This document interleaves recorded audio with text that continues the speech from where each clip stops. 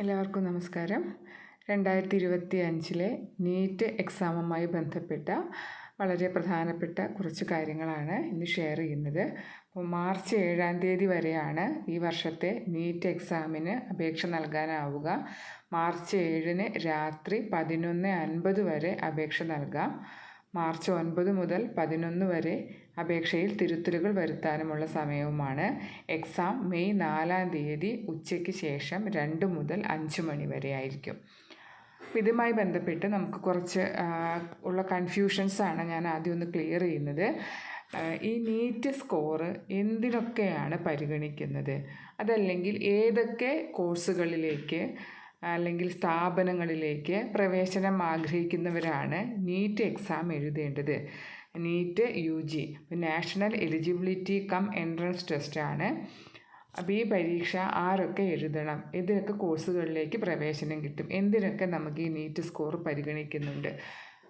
ഈ ഒരു എക്സാം നമ്മുടെ രാജ്യത്തെ ഗവൺമെൻറ്, സ്വകാര്യ, അതുപോലെ കൽപ്പിത സർവകലാശാലകളിലെ മെഡിക്കൽ, ഡെൻ്റൽ, അതുപോലെ മെഡിക്കൽ അലൈഡ് കോഴ്സുകളിലേക്കുള്ള, അതായത് മെഡിക്കൽ അനുബന്ധ കോഴ്സുകളിലേക്കുള്ള പ്രവേശന പരീക്ഷയാണ്.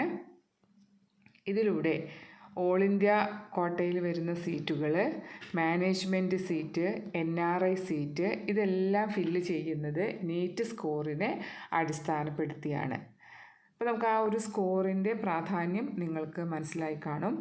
ഇനി ഏതൊക്കെ കോഴ്സുകളിലേക്കാണ് അഡ്മിഷൻ?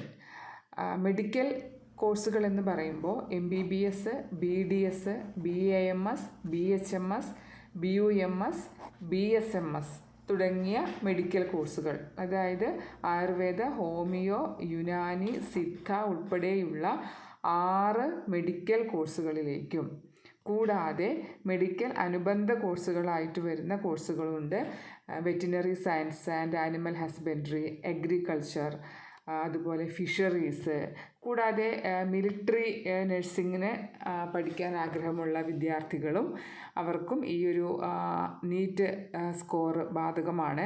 കൂടാതെ ചില കേന്ദ്ര സ്ഥാപനങ്ങളിലെ BSc ഹോണേഴ്സ് നഴ്സിംഗ് പ്രോഗ്രാം, ഇപ്പോൾ ജിപ്മർ പോലെയുള്ള സ്ഥാപനങ്ങളിലെ നഴ്സിംഗ് ആൻഡ് പാരാമെഡിക്കൽ പ്രോഗ്രാമുകൾ, അതുപോലെ ആംഡ് ഫോഴ്സ് മെഡിക്കൽ കോളേജ് പൂനെയിലെ MBBS പ്രവേശനത്തിൻ്റെ ആദ്യഘട്ടം, വിദേശ രാജ്യങ്ങളിൽ MBBS പഠനം ആഗ്രഹിക്കുന്നവർ തുടങ്ങിയ എല്ലാവർക്കും ഈ നീറ്റ് സ്കോർ ആവശ്യമാണ്.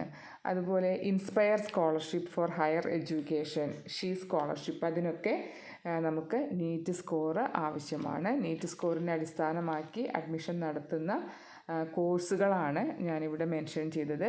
അപ്പോൾ ഇതിലേതെങ്കിലും ഒക്കെ നിങ്ങൾ അഡ്മിഷൻ എടുക്കാൻ ആഗ്രഹിക്കുന്ന ഒരാളാണെങ്കിൽ തീർച്ചയായിട്ടും നീറ്റ് എക്സാം നിങ്ങൾ അപ്പിയർ ചെയ്യണം.